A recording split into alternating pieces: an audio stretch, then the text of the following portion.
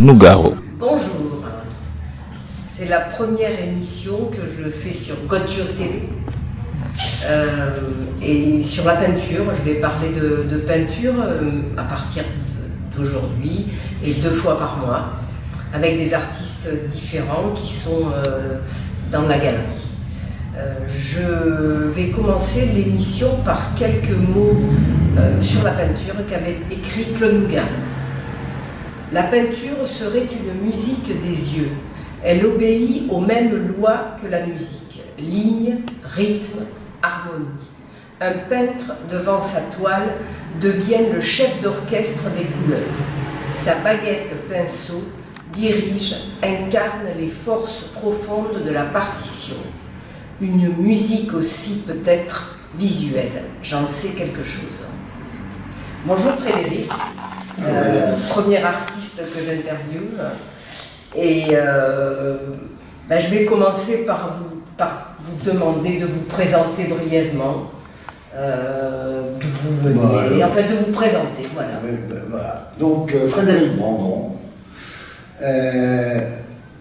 77 ans.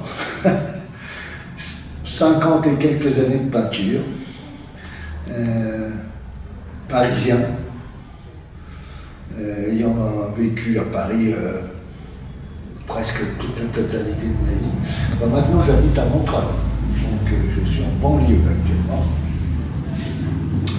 Et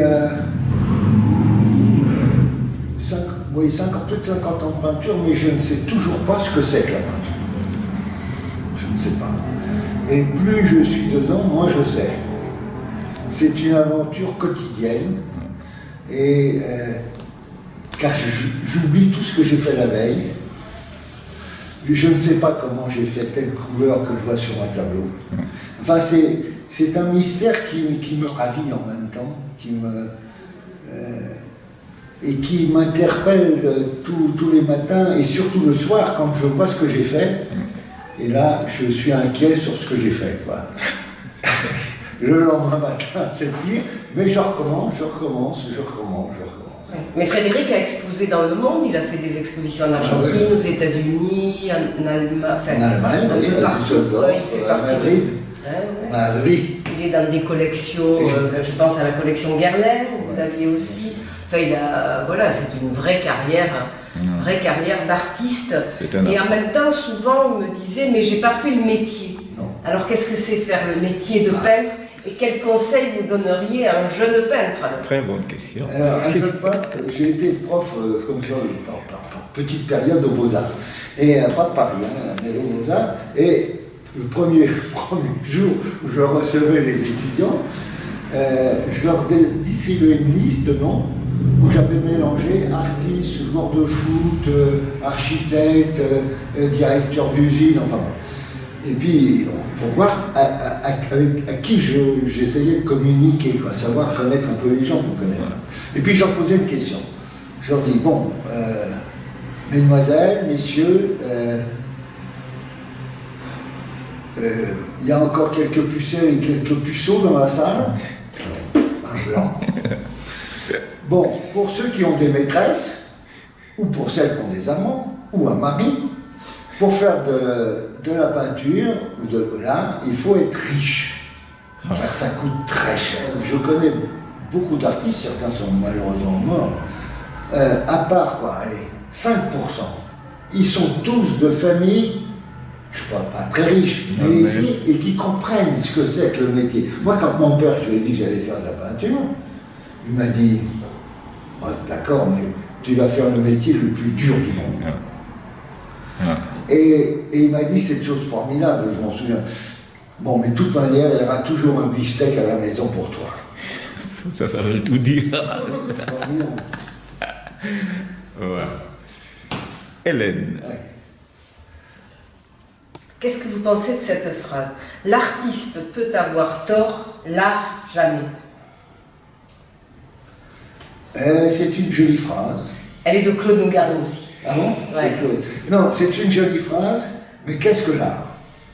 Ah, Alors là, nous en venons là. là c'est un mystère. Un artiste, bon, il y en a plein de partout, des bons, Mais des l'art? moins bons, mais l'art, c'est quoi l'art? parce que c'est une notion très ancienne, mais en même temps, telle qu'on la conçoit, très contemporaine. Car je connais un artiste qui a un côté, enfin, qui n'est plus là d'ailleurs, qui était un ami de Barrault, de Pierre Barrault, un sculpteur japonais, qui n'a jamais vendu une œuvre. Parce que sa première expo qu'il fait au Japon, très bon artiste, son galeriste meurt le jour du vernissage. Donc il s'était juré de ne plus exposer, de ne plus vendre, de ne plus vendre. Il a tenu sa parole jusqu'à ses 90 balais. Et alors il est retourné dans sa ville, dans le nord du Japon, j'ai oublié le nom bien sûr, et il avait un atelier, il a fait que du troc. Et donc la ville l'a soutenu, et il troquait le loyer contre des sculptures, le poisson contre des sculptures, tous les voyages contre des sculptures. C'est-à-dire qu'il n'a jamais rien vendu. Et il est venu exposer chez Pierre, qui avait sa maison de Strapage. Il est venu exposer, et il a exposé que chez Pierre. Des grandes galeries, Tampon et tout ça sont venus voir, et voulaient l'exposer. Non. Niet. Je fais ça chez mon ami, mais on peut vous acheter. Non. Tout ce qui est là, c'est à M. Barrault. Puisque je le paye en sculpture, il m'a payé le voyage, donc je le paye en sculpture. Alors si Pierre veut vous vendre un tableau, Pierre, tu vois Pierre, une sculpture qu'on lui a donnée, pas question. Enfin voilà. Donc, qu'est-ce que là? Parce que les Romains, les Grecs, c'était ça aussi, ils n'avaient pas d'argent. Je crois que c'est plus quel peintre du XVIe siècle, je pense que c'est Botticelli, enfin du XVe, je crois, qui d'un seul coup a fait payer le pinceau. C'est l'expression que j'ai fait. Parce que pourquoi on me commande plus à moi qu'aux autres?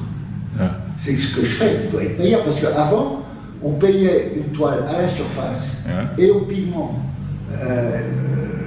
Le bleu étant très cher, l'or, etc. Donc on payait le matos, on payait la bouffe comme un ouvrier, quoi. Mais c'était tout, quoi. Il n'y avait pas la notion de valeur du talent. Et maintenant, il n'y a que le talent, dû d'ailleurs à ces étranges... c'est le talent, c'est d'être connu, d'être reconnu, connu, peu importe à la limite ce qu'on fait. Parce qu'il y a même des expositions de grands artistes où la galerie est vide. On ne vend que l'esprit du vide. C'est trop fort. C'est trop fort ça. Et donc, c'est un...